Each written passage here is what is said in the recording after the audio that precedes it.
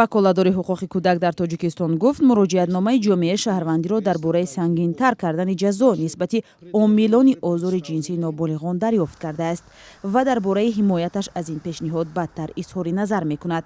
ҳоло маълум нест пуштибонии ин ниҳод дар кадом шакл сурат мегирад.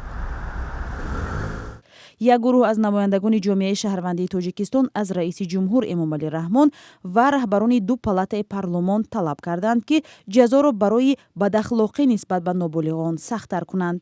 дар зери матни ин муроҷиатнома 54 созмону шахсони алоҳида имзо гузоштаанд. Наргиз Қосимова раиси анҷумани бонувони журналисти Тоҷикистон ва фаъоли ҷомеаи шаҳрвандӣ ки дар зери ин муроҷиатнома имзо гузоштааст гуфт ҳадаф аз пешниҳод ин аст ки дар ҳолати рух додани ҳодисаҳо аъзои хонавода ва ҷомеа набояд ором бошанд. Я верю, что обращение гражданского сообщества будет услышано. Ман бовар дорам ки муроҷиати ҷомеаи шаҳрвандӣ шунида мешавад.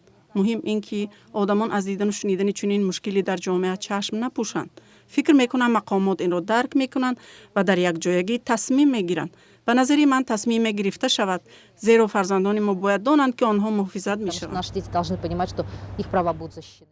талаби намояндагони ҷомеаи шаҳрвандӣ баъди он садо медиҳад ки моҳҳои ахир чанд ҳодисаи таҷовуз ба номус ва бадахлоқӣ нисбат ба хурдсолон дар Тоҷикистон расонаӣ шуд.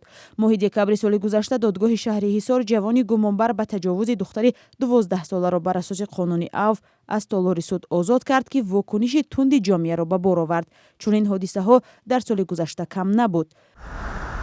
бархе вакилони парлумон мегӯянд ҳар падидае дар ҷомеа мавриди баҳсу баррасии онҳо қарор мегирад ва дар сурати зарурат ба барномаи ҷаласаи парлумон пешниҳод мешавад. Саид Ҷафар Усмонзода вакили парлумон гуфт дар воқеъ чунин ҷиноятҳо сангин ҳастанд ва бояд гумонбар донад ки ин кораш ҷазои сахт дорад. аммо ҳуқуқшиносон барои сахттар кардани ҷазо тағйирот дар қонунро зарур намешуморанд. ба гуфтаи Шокирҷон Ҳакимов, доктори илмҳои ҳуқуқ, кодекси ҷиноии Тоҷикистон ҷазо ва ҷиноятро дар ин самт мутобиқ ба замони муосир дуруст кардааст. аммо муҳим он аст ки мавриди амал қарор додани онҳо огоҳона аз рӯи виҷдон ва бо риояи одоби касбӣ сурат бигирад. агар ба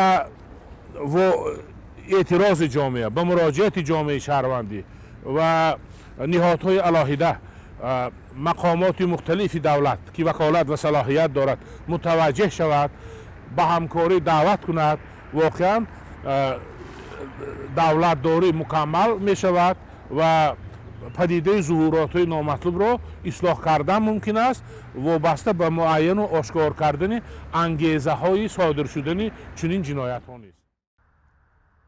моҳҳои ахир чанд ҳодисаи таҷовуз ба номус ва бадахлоқӣ нисбат ба хурдсолон дар Тоҷикистон расонаӣ шуд. баъзе аз ҷомеашиносон ва ҳуқуқшиносон гуфтанд ҳанӯз ҳеҷ таҳқиқоти ҷиддӣ сурат нагирифтааст ки заминаҳои афзоиши ин мавридҳоро таҳқиқ кунанд.